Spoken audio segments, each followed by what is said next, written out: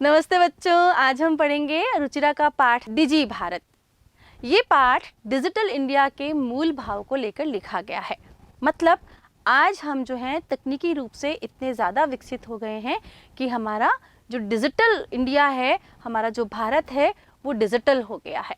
यानी कि हम अपने आप में बहुत ज़्यादा विस्तृत हो गए हैं। अब यहाँ पर डिजिटल का आयाम जो है वैज्ञानिक प्रगति को लेकर के लिखा गया है ये पाठ, जिसमें हम एक क्लिक द्वारा बहुत कुछ कर सकते हैं। एक क्लिक मतलब आपको पता है ना कि मोबाइल पर हमने अंगूठे से क्लिक किया और हमारे सामने बहुत सारी चीज़ें जो है वो स्पष्ट हो जाती हैं। इंटरनेट ने हमारे जीवन को बहुत सरल बना दिया है। भौगोलिक दृष्टि से हम एक दूसरे के बहुत निकट आ गए हैं। भौगोलिक दृष्टि से मतलब पहले हम जब एक दूसरे से दूर होते थे, दूसरे शहरों में रहते थे, तो हमें एक लंबी यात्रा करके एक दूसरे के पास जाना पड़ता था। वहाँ बैठ कर के हम बातचीत करते थे और खुशी जाहिर करते थे। पर आज डिजिटल क्रांति ने हमें घर बैठे ही एक दूसरे से मिलने का जो तरीका सुझाया है वह है डिजिटल भारत।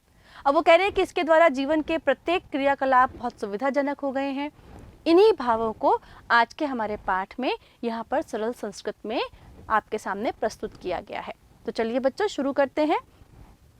अद्य संपूर्ण विश्वे डिजिटल इंडिया इत्यस्य चर्चा श्रूयते। आज संपूर्ण विश्व में, पूरे विश्व में डिजिटल इंडिया इस बात पर चर्चा सुनाई देती है। मतलब सब जगह यही हो रहा है, इंडिया डिजिटल होता जा रहा है, इंडिया डिजिटल होता जा रहा है। अरे भाई, बाकी सभी देश भी तो प्रगति के पथ पर अग्रसर है ना, तो फिर भारत पीछे कैसे छूट सकता है। तो वो कह रहे हैं कि आज पूरे विश्व में डिजिटल इंडिया, यह सब विषय चर्चा का विषय है और यही चर्चा सुनाई देती है। अस्य पदस्य कः भाव अस्ति, इस पद का क्या भाव है, डिजिटल इंडिया का क्या मतलब है। ये कहा जा रहा है मनसी जिज्ञासा उत्पद्यते, हमारे मन में यह जिज्ञासा उत्पन्न होती है कि इस पद का क्या अर्थ है। कौन से पद का बच्चों? डिजिटल इंडिया का क्या मतलब है। ये जिज्ञासा सभी के मन में उत्पन्न होती है। काल परिवर्तनेन सह मानवस्य आवश्यकता अपि परिवर्तते, समय के परिवर्तन के साथ, काल परिवर्तन, जैसे जैसे समय बीतता जाता है, इस परिवर्तन के साथ साथ मनुष्य की आवश्यकताएं भी बदलती चली जाती हैं। आप जब बहुत छोटे थे तो आपकी आवश्यकताएं अलग थीं। आप धीरे धीरे बड़े हुए, स्कूल जाने लगे तो आपकी आवश्यकताएं और ज़रूरतें दूसरी हो गई। फिर और जब ज़्यादा बड़े हुए, जब आप इस अवस्था में आए, किस अवस्था में? किशोर अवस्था में आए, तो आपकी ज़रूरतें, आपकी आवश्यकताएं बदल गई। जैसे जैसे आपकी आवश्यकताएं बदलती जा रही हैं बच्चों, वैसे वैसे समय परिवर्तन के साथ साथ सभी की आवश्यकताएं बदल जाती हैं। प्राचीन काले ज्ञानस्य आदानं प्रदानं मौखिकम आसीत्, प्राचीन काल में ज्ञान का आदान प्रदान मौखिक रूप से होता था। मतलब वहाँ पर गुरुकुल हुआ करते थे। शिक्षा जो है बोल कर दी जाती थी और सुनकर उसे ग्रहण किया जाता था। मतलब ज्ञान को इधर से उधर करने का जो साधन था वो लिखित भी नहीं था, केवल मौखिक था।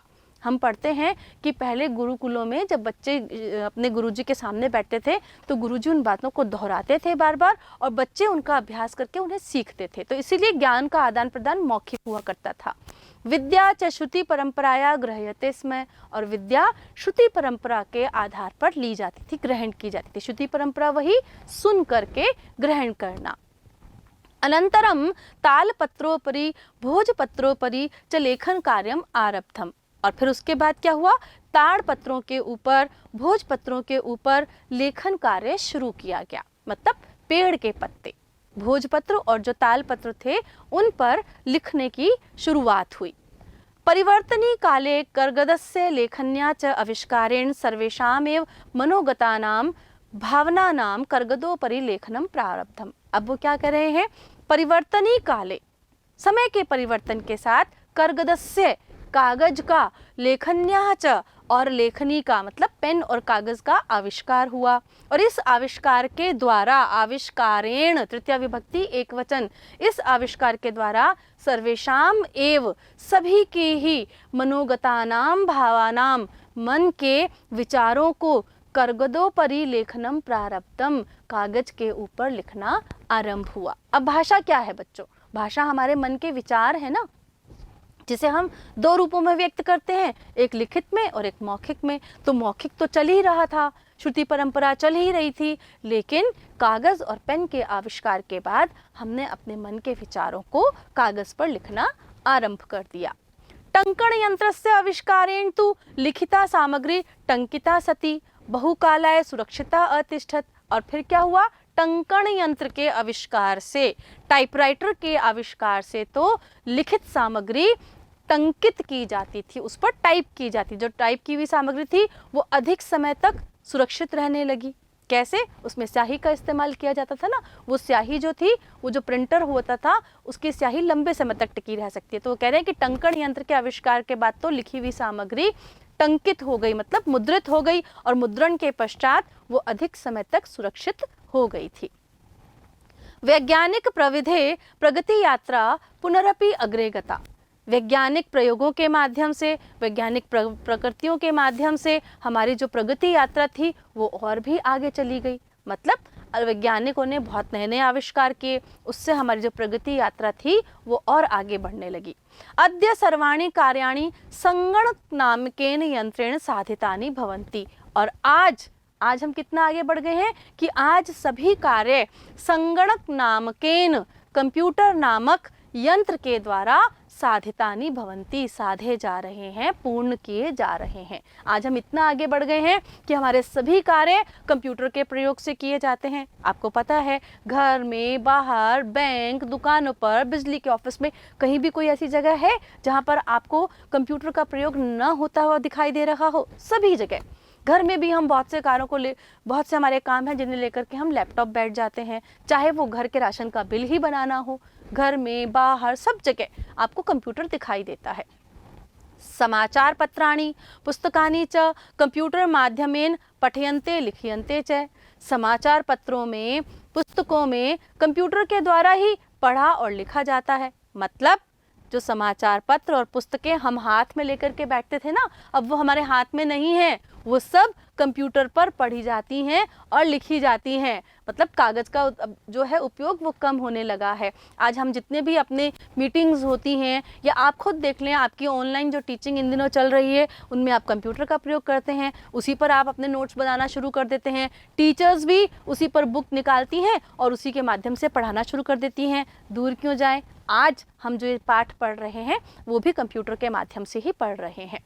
आगे बढ़ते हैं बच्चों।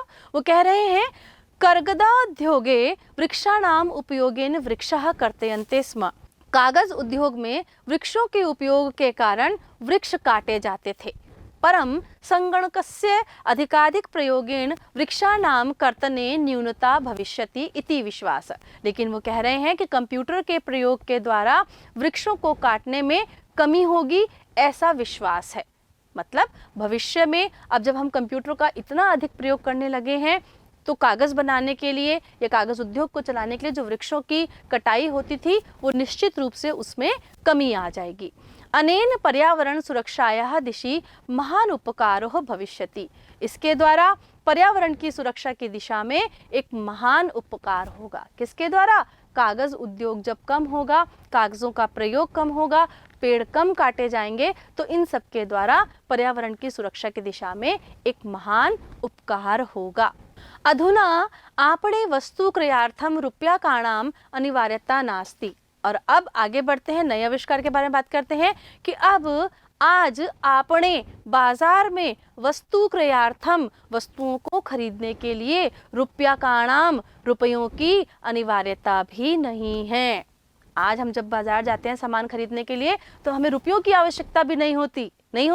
अरे भाई, पैसे तो चाहिए, पर नकद जो करेंसी हम अपनी जेब में डालकर ले जाते थे ना, वो अब हमें नहीं चाहिए होती है। उसके लिए क्या इंतजाम हो गया? डेबिट कार्ड, क्रेडिट कार्ड इत्यादयः सर्वत्र रूप्यकाणां स्थानं गृहीतवन्तः।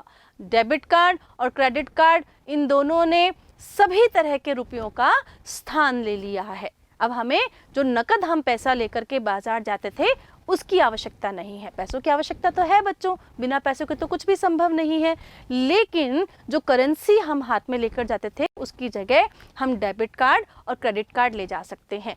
इन दोनों कार्ड ने हमारी जो करेंसी है, हमारे जो रुपए हैं, उसका स्थान ले लिया है। वित्त कोशस्य चापि सर्वाणि कार्याणि संगणक यंत्रेण संपाद्यते।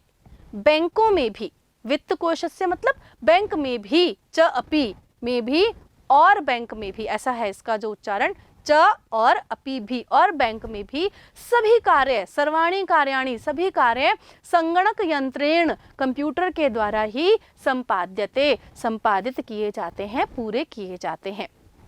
बहुविधा अनुप्रयोगः मुद्राहीनाय विनिमयाय सहायकः सन्ति। अब वो क्या कर रहे हैं, बहुविधा, बहुत प्रकार के, अनुप्रयोग, अनुप्रयोग मतलब एप्लीकेशंस, अलग अलग एप्लीकेशंस आप लोग डाउनलोड करते हैं ना अपने मोबाइल पे या कंप्यूटर पे, तो अनुप्रयोगों का मतलब है यहाँ पे एप्स, जिसे आप एप्स बोलते हैं शॉर्ट्स में।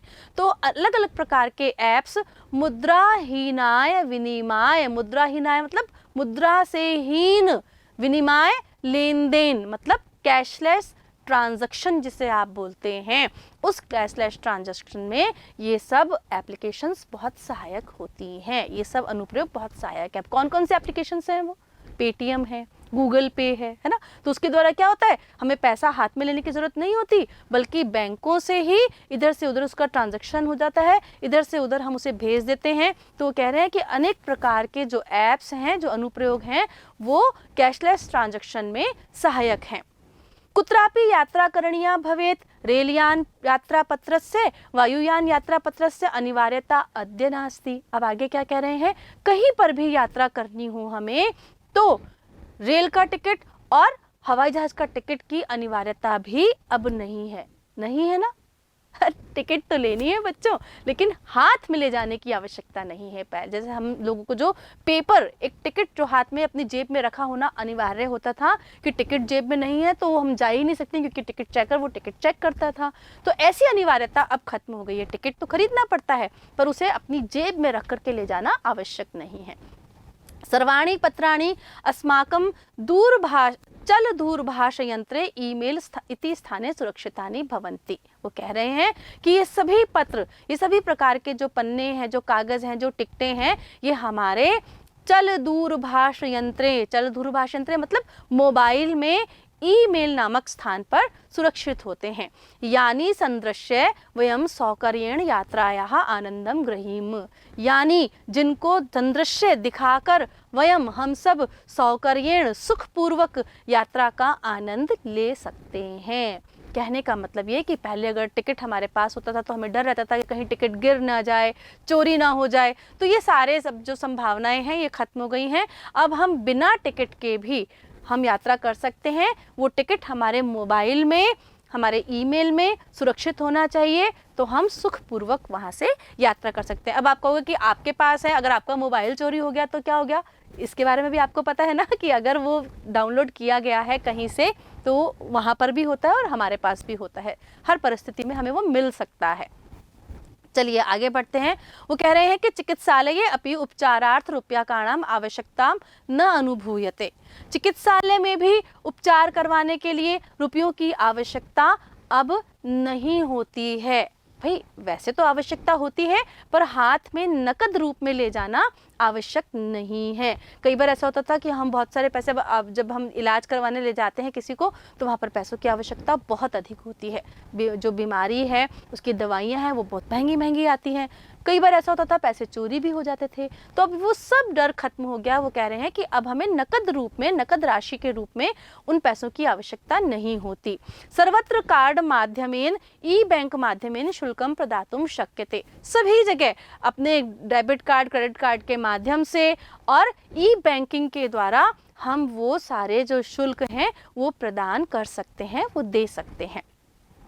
तद्दिनं न अतिदूरं यदा वयं हस्ते एकमात्रं चल दूरभाष यंत्रम आदाय सर्वाणि कार्याणि साधयितुं समर्था भविष्याम। वो कह रहे हैं कि अब वो दिन दूर नहीं है जब हमारे हाथ में एकमात्र मोबाइल होने के कारण ही हम अपने सभी कार्यों को पूरा कर सकने में समर्थ हो जाएंगे। लगभग वो सारे कार्य तो अब हम कर ही लेते हैं ना। एक घर बैठे ही हम मोबाइल के द्वारा अपने सभी कामों को निपटा लेते हैं, हमें कहीं जाने की आवश्यकता भी नहीं होती। वस्त्र पुटके रूप्यकाणाम आवश्यकता न भविष्यति। वस्त्र पुटके मतलब हमारी जेब में, वस्त्र पुटके जो हमारे कपड़ों में जेब लगी हुई होती है, उसमें रुपयों की आवश्यकता अब नहीं होगी। पासबुक, चेकबुक इत्यादियों आवश्यकता न भविष्यति। पासबुक बैंक की और चेकबुक जो हमें हमेशा अपने साथ रखनी पड़ती थी उसकी आवश्यकता भी नहीं होगी। पठनार्थ पुस्तकानां समाचार पत्राणाम अनिवार्यता समाप्त प्रायः भविष्यति। पढ़ने के लिए पुस्तकों की, समाचार पत्रों की जो अनिवार्यता थी वो भी अब लगभग समाप्त हो जाएगी। क्यों? क्या हम पढ़ना छोड़ देंगे? अरे नहीं बच्चों, पढ़ना नहीं छोड़ देंगे। ये सारी चीज़ें हमें अपने मोबाइल पर उपलब्ध होती हैं। इसलिए आपको पता है ना, आप भी जब पढ़ने बैठते हैं और कहीं पर अटक जाते हैं तो जल्दी से अपने मोबाइल में एप्लीकेशन खोलते हैं और आप टाइप करते हैं और आपके साथ वो सारे प्रश्नों के उत्तर आपके समक्ष उपस्थित हो जाते हैं। तो बस यही बात यहाँ पर की जा रही है। लेखनार्थम अभ्यास पुस्तिकायाः कर्गदस्य व नूतन ज्ञानवेषणार्थम शब्दकोशस्यापि आवश्यकता न भविष्यति। क्या कह रहे हैं? लिखने के लिए अभ्यास पुस्तिका की और कागज की और नए विज्ञान को जानने के लिए, नए ज्ञान को जानने के लिए शब्दकोश की आवश्यकता भी अब नहीं रहेगी, क्योंकि ये सारी पुस्तकें, ये सारी चीज़ें एक ही जगह पर हमें उपलब्ध होती हैं, हमारे मोबाइल फ़ोन पर। अपरिचित मार्गस्य ज्ञानार्थ मार्गदर्शकस्य मानचित्रस्य अनावश्यकता अनुभूति अपि न भविष्यति। क्या कह रहे हैं कि जब हम किसी अपरिचित मार्ग पर जाते हैं, किसी ऐसी जगह पर जाते हैं जहाँ से हम परिचित नहीं हैं, नए शहर में गए, नई कॉलोनी में गए, तो वहाँ पर एड्रेस ढूंढने के लिए हमें नक्शा चाहिए होता था कि वो मैप कहाँ है, भाई मैप निकालो। तो अब उस नक्शे को उठाने की आवश्यकता भी अनुभव नहीं होगी। एतत् सर्व एकेनैव यंत्रेण कर्तुं शक्यते। यह सब एक यंत्र ही कर सकने में समर्थ है। ये सब काम एक ही यंत्र कर सकता है। शाकादिक्रयार्थम फलक्रयार्थम विश्राम गृहेषु कक्षम सुनिश्चितं कर्तुं चिकित्सालये शुल्कं प्रदातुं विद्यालये महाविद्यालये च अपि शुल्कं प्रदातुं किं बहुना दानम् अपि दातुं चल दूरभाष यंत्रमेव अलम। क्या कह रहे हैं? कितने सारे काम, सब्जी आदि खरीदने के लिए, फल आदि खरीदने के लिए, विश्राम गृहों में कक्ष सुनिश्चित करने के लिए, मतलब होटल्स या धर्मशाला जब हम घूमने जाते हैं तो हमें रूम जो है अपने लिए बुक करवाने होते हैं। तो वो कह रहे हैं कि वो विश्राम गृहों में उन कक्षों को सुनिश्चित करने के लिए, कमरा बुक करवाने के लिए, चिकित्सालय में फीस भरने के लिए, विद्यालय और महाविद्यालय में भी फीस देने के लिए, और भी ज़्यादा क्या कहें कि आजकल तो दान देने के लिए भी एक दूरभाष यंत्र, मतलब एक हमारा मोबाइल ही काफ़ी है। डिजि भारतम इति अस्याम दिशि वयम भारतीयां द्रुतगतया अग्रेसराम। वो कह रहे हैं डिजि भारत मतलब डिजिटल भारत, इस दिशा में हम सब भारतीय द्रुत गति से, तीव्र गति से आगे बढ़ते चले जा रहे हैं। तो बच्चों, इस पाठ के माध्यम से बताया गया है कि हम कितनी प्रगति कर चुके हैं, कितना आगे बढ़ चुके हैं। हमारे हाथ में एकमात्र एक छोटा सा खिलौने जैसा यंत्र है, जिस यंत्र के द्वारा हम घर बैठे अपने सभी कार्यों को संपन्न कर सकते हैं। यही है हमारा डिजिटल इंडिया।